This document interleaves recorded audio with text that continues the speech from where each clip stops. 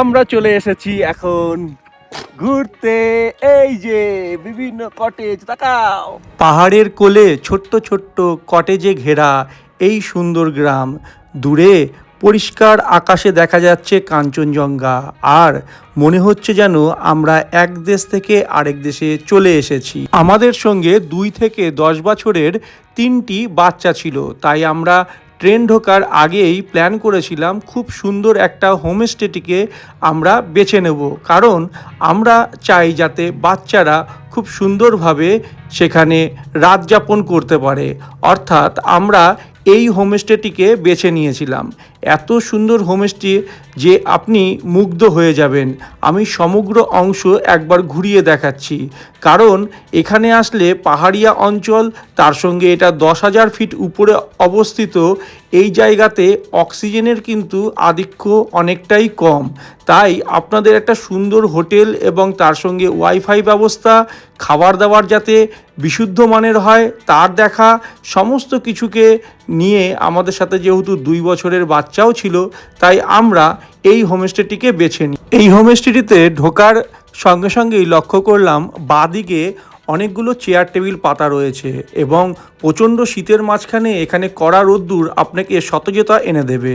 ভেতরে ঢুকতেই দেখলাম অনেকটা জায়গা নিয়ে বসার জায়গা, খাবার যে পরিবেশন করা হয় এখানে সেই জায়গা, অর্থাৎ আপনাকে রাতে ও দিনে এই জায়গাতে বসেই খাবার সেবন করতে হবে। চারিদিকটা খুব সুন্দরভাবে গোছানো এবং পরিষ্কার পরিচ্ছন্ন।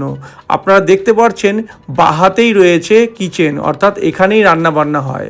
হোমস্টেটির ভেতরে ঢুকতেই আপনারা লক্ষ্য করুন যে কতটা চওড়া জায়গা নিয়ে বিভিন্ন রুমগুলো রয়েছে। অর্থাৎ আমি লক্ষ্য করলাম প্রায় 12 থেকে 14 ফুট চওড়া, যেটা মধ্যে প্রায় 7-8টা ঘর তৈরি হয়ে যাবে। অতটা জায়গা ছেড়ে রুমগুলো তৈরি করা রয়েছে। আমরা 2টো রুম নিয়েছিলাম। এটা হচ্ছে প্রথম রুম। আপনারা দেখতে পাচ্ছেন এইখান থেকেও পাহাড়ের সুন্দর বৈচিত্র্য দেখা যায়। আমি একবার স্লাইডারের কাঁচটা খুলে আপনাদেরকে দেখাই যে কি সুন্দর পাহাড়ের বৈচিত্র্য দেখা যাচ্ছে। রুমগুলো সত্যিই খুব পরিষ্কার। আর আমাদের রুমটা এবার আপনাদেরকে ধীরে ধীরে দেখাবো। তো এই রুমের সমস্ত দেখলাম বিছানাপত্র, টয়লেট সমস্ত কিছু পরিষ্কার পরিচ্ছন্ন রয়েছে এবং ভালো রয়েছে। ধীরে ধীরে আপনাদেরকে আমি আমাদের দ্বিতীয় রুমটাকে দেখাবো। আমরা এই হোমস্টেটিকে বেছে নিয়েছিলাম কারণ সঙ্গে ছোট ছোট বাচ্চা রয়েছে, এরা অনেক সময় এখানে খেলতে পারবে। এই যে আমার ছেলে এখন বিছানায় দুধ খেতে লেগে পড়েছে।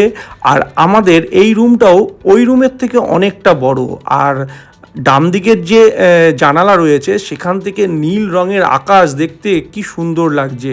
মনেস্ট্রির পতাকাগুলো সুন্দর একটা ঝলক নিয়ে যেন উড়ে চলেছে সর্বদা।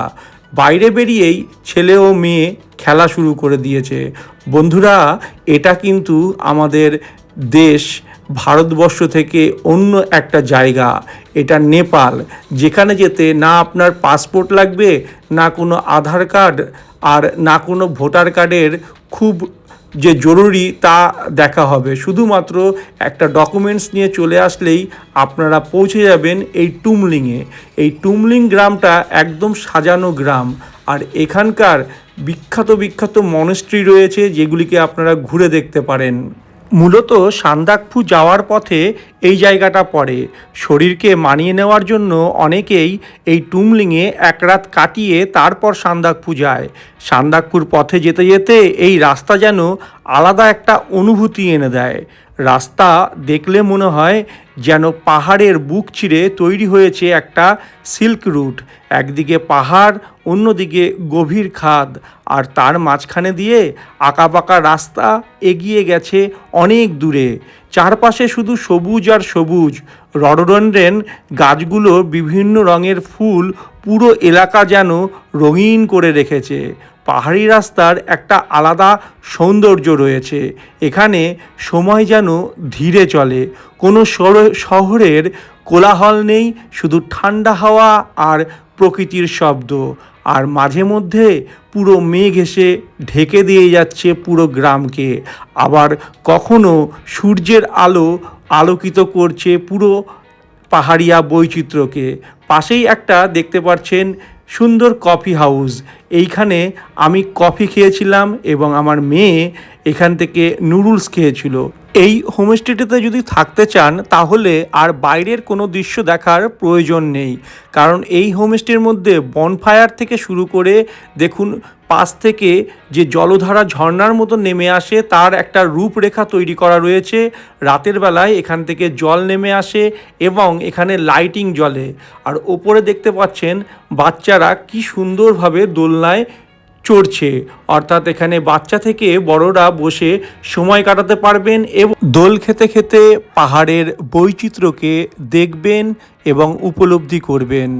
আর এই দোল খাওয়ার যে জায়গাটা আপনারা দেখতে পাচ্ছেন এর ঠিক ওপরের দিকেই রয়েছে সুন্দর একটি মনাস্ট্রি, যেখানে বিভিন্ন ধর্ম সম্প্রদায়ের মানুষরা এখানে আসে, প্রে করে, টাকা অনুদান দেয় এবং প্রার্থনা করে মঙ্গলের জন্য। আমরাও এখানে এসেছিলাম আর চারিদিককার দৃশ্য সত্যিই খুব সুন্দর। তাই আপনারা টুমলিং ঘুরে যান এবং তারপর বেরিয়ে যান সান্দাকফু দেখার জন্য ল্যান্ড রোভারে।